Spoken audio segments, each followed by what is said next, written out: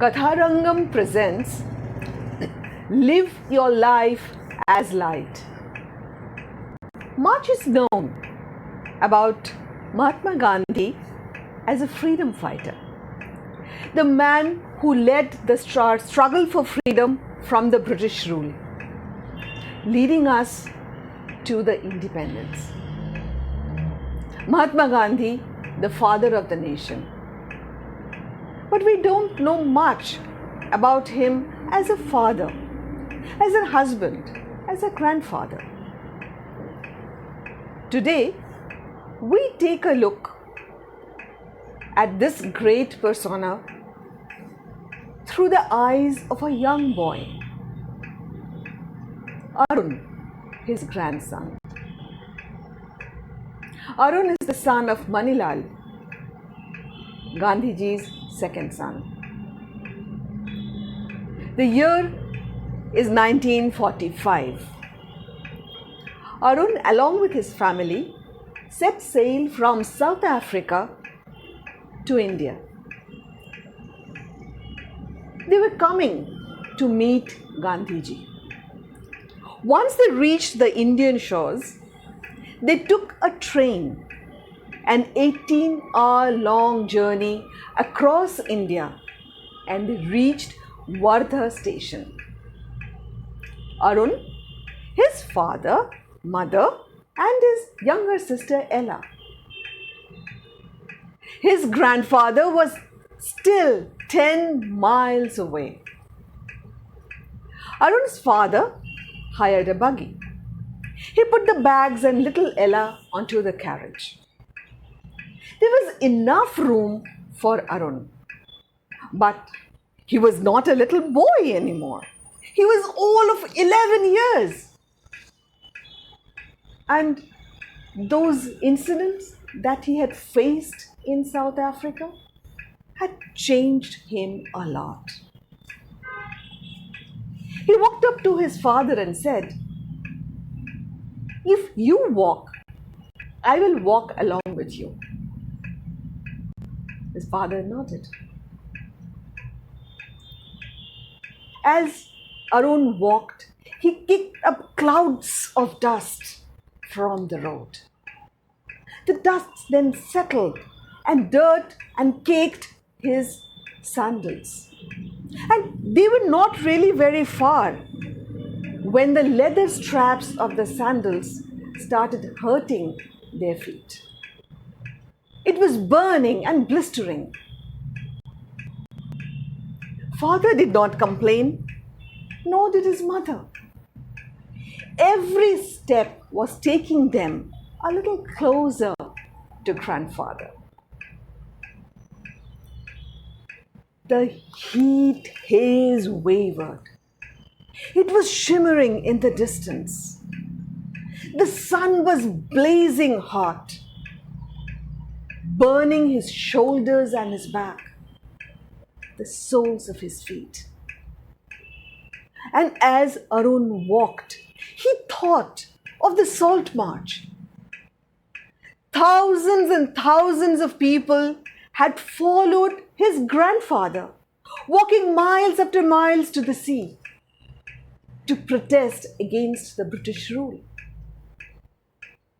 His grandfather worked tirelessly. He used prayers and peace, not guns and knives, to change laws. Suddenly, something choked his throat. Arun could barely breathe. What would he think? Grandfather, what would he think about him now? Last time Arun had met his grandfather, he was about 6 years old. It was before those white people from the university in South Africa. They circled him. They pounced on him. For what? For whistling in a white neighborhood. Arun fell on the streets and he screamed, I haven't done anything. I haven't done anything. Liar, they screamed. And they pounced on him, they beat him, kicked him repeatedly again and again. Out there on the streets. Some days later, in another part of the town, 5 Zulus jumped him. They beat him black and blue. In South Africa, Arun's skin was too dark for some people and too light for some others. He was brown like the dirt, and like dirt they treated him. Not anymore. Now, Arun carried a big piece of stone in his pocket, ready to hurl it at anyone who meant him any harm. But the beatings, the memory of those beatings never left him. It stayed within him as a massive anger. Finally, they reached. At Uncle's hut, they went, washed, and had a snack. And they started going to Grandfather's place. As they approached, Arun was a bit taken aback.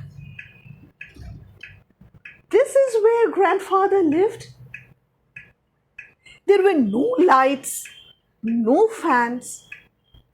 Arun had imagined a huge place with big rooms and big tables, lot of people, secretaries and attendants. After all, his grandfather was an important man. Everyone in India knew the name of Mohandas Karamchand Gandhi. It was just a small hut. And there, inside, sat his grandfather. Arun and Ella went up to him, bent down and touched his feet. Grandfather embraced both of them and showered them with kisses. Arun smelled peanut oil. Little Ella giggled, Bapuji! Father walked up to Grandfather and told him how Arun had walked all the way from Wardha to Sevagram. Grandfather smiled his toothless grin. He patted Arun on the back. Arun, I'm impressed, he said. They settled down in Sevagram, Grandfather's service village. 350 people lived in that ashram, all together as a family. They took turns to do all the chores of the ashram. And Arun started helping. He helped in washing clothes and cleaning the vessels. When their turn came, he, along with his team, would go and clean the toilet buckets, which had to be taken out into the field, emptied, and then washed, cleaned, and brought back for use. It was considered a dirty job, a job for the untouchables. But not in Sevagram. Everybody here did it, including his grandfather. There was playtime too. Arun played with Suman, his friend, and the other ashram children. They would play soccer in the field. And as he ran with the ball, Arun remembered the ugly faces of those men. their kicks, their punches. And he kicked the ball hard with anger. The stone remained in his pocket. Several months passed, and Arun heard that his parents, with Ella, were moving on with their travels. His father came to him and hugged him. He said, I wish and want you to stay here back in Sevagram with your grandfather. The soil of this place is steeped in forgiveness. It will do you good. Arun waved them goodbye. But he had a doubt in himself. Will he be able to learn his grandfather's teachings? He was so full of anger, it never left him. The life in Sevagram followed the rules and the schedule that his grandfather had set. Every member of the ashram followed it, and so did young Arun. He would wake up at 4 in the morning. The morning prayer started at 4:30. By 5:30, grandfather would go for his morning walk. Some days Arun accompanied him. Some other days he would do yoga with his cousin Kanu. Then there would be breakfast, the regular morning chores of washing and cleaning. The lesson started at 10. One of Arun's tutors was Bhansali Kaka. Now, Bhansali Kaka had vowed that he would not enter any man-made shelter. So, he would teach out in the open grounds, be it hot or cold. The wind and the rain did not bother Bhansali Kaka. He did not even notice it. But Arun noticed. One day, as the lessons were going on, it started pouring. The paper on which Arun was writing became wet. So Arun thought that was the end of that day's lesson. But no, Bhansali Kaka started asking questions and he had to give the answers. The studies and the lessons continued in the pouring rain. Next day, something changed. No, not the weather. It was Bhansali Kaka who came in holding an umbrella. He handed it over to Arun. And Arun, without asking a question, took the umbrella and opened it. The lesson started. Just like dry earth soaks up the first rain, Arun was absorbing everything that Sevagram offered him, the real lessons. Despite his very busy schedule, grandfather always found time for his young grandson, at least an hour. Generally, it would be in the afternoons when both of them sat and they talked and chatted. Grandfather would check his lessons and then both of them would spin khadi. It was grandfather's idea to have competition. Who could spin the finest and the toughest threads? Often, Arun won and he was so happy. Sometimes, grandfather told him stories. Stories of the kings, stories of the farmers, stories of the forest and the animals that lived in it, stories of the crops, the grains of wheat. And sometimes, he told him parables about truth, about peace.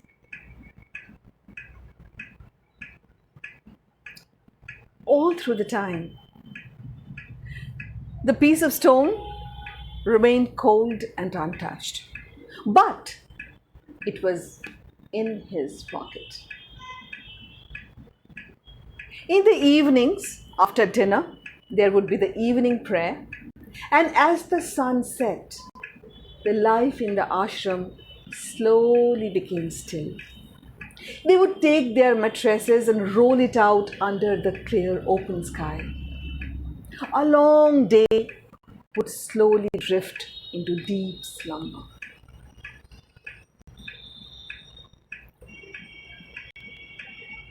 Now, the India was in turmoil. Grandfather had lot more meetings. He was traveling to New Delhi and Kolkata. And then there was so much unrest in the country and so much violence. And when grandfather returned back to Sevagram, he went on to a fast to protest. He would not take even a single morsel of food before the violence ceased. The world took notice. And so did young Arun. It was about 2 years, and Arun had settled down in the life of Sevagram. Then one morning, after the lessons were over, the boys ran into the field with their football. They were playing. They were playing hard. Arun got the ball and he was running. He was about to score a goal when he saw Suman running towards him. Suman ran. He didn't stop. He ran and banged against Arun. He snatched the ball from Arun's feet. His ball. No, he's taking my ball. He dashed against me. He snatched my ball, screamed Arun. No one in the field seemed to bother. They were siding with Suman. A sudden anger surged within Arun. It blinded him. His hands went inside his pocket.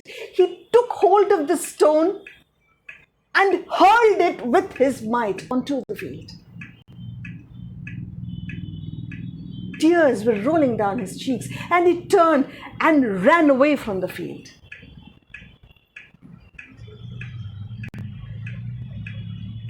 Grandfather turned away from the window.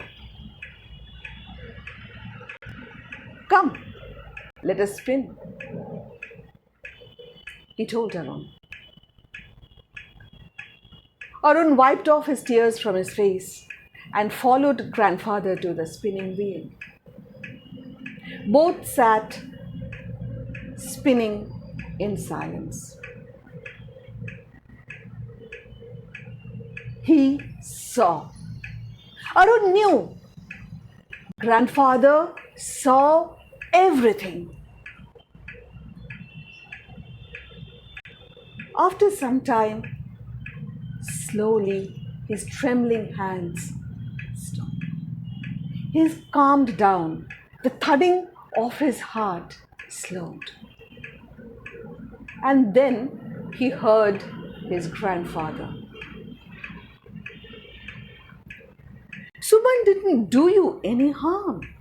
He's not your enemy. No one is. Grandfather is right. Suman is a friend. But what about those men who hurt him, beat him for no reason, no fault of his? Arun kept speaking. He told his grandfather everything. He told him about the whites, the Zulus, the piece of stone that he kept in his pocket. Grandfather listened to him quietly, without uttering a word. And when Arun finished, he walked up to him and embraced him. "Those people who hurt you," he said softly, "they were ignorant. They didn't know what they were doing.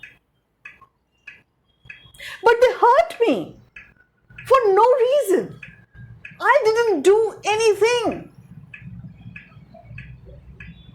Arun felt the surge of anger in him and he hung his head. Grandfather put an arm around him and with the other lifted his chin. "Don't be ashamed, my boy. Don't be ashamed.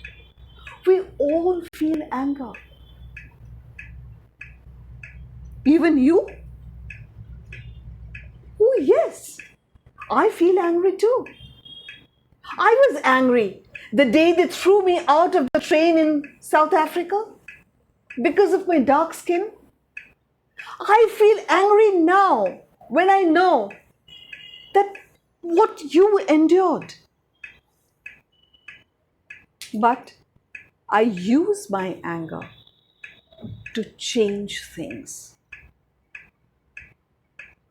Now, this was something Arun didn't understand. How? Grandfather again went and sat in front of his spinning wheel. He spun for a while and then said, "Anger is like electricity." Grandfather never told riddles. He was too into stories. Arun did not understand. What? How? "Have you seen a lightning strike a tree?" asked his grandfather. Arun closed his eyes.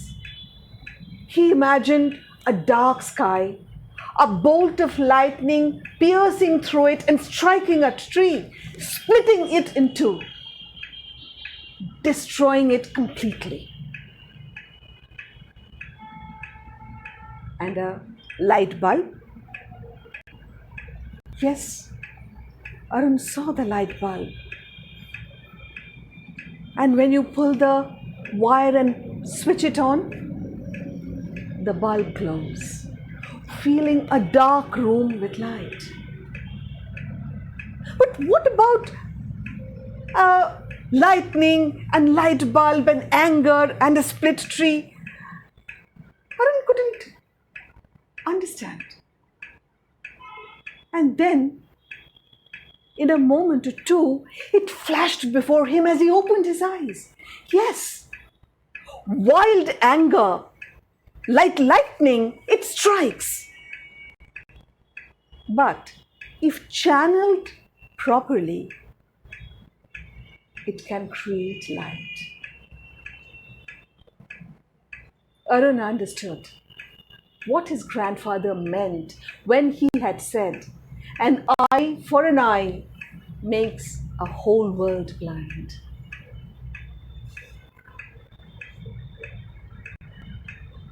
Arun that day vowed to follow his grandfather's way. Today, as we are celebrating the 150th birth anniversary of Mahatma Gandhi, his words are so relevant now. We can use properly, we can turn a vice into a virtue. Anger can destroy, but if we use it properly, we can make a change. As he had said, we have to make the change in the world that we wish to see. So let's today, all of us together, take a pledge to live our lives as light. So let's all of us together take this pledge. I pledge to listen to my anger, to see what it has to teach me. I pledge not to bully or cause harm with words or with weapon. I pledge to look for the light, to see it in every situation. I pledge to find my own unique tool and talent. I pledge to forgive myself and others. I pledge to live my life as light. Let us all live our lives as light. Thank you.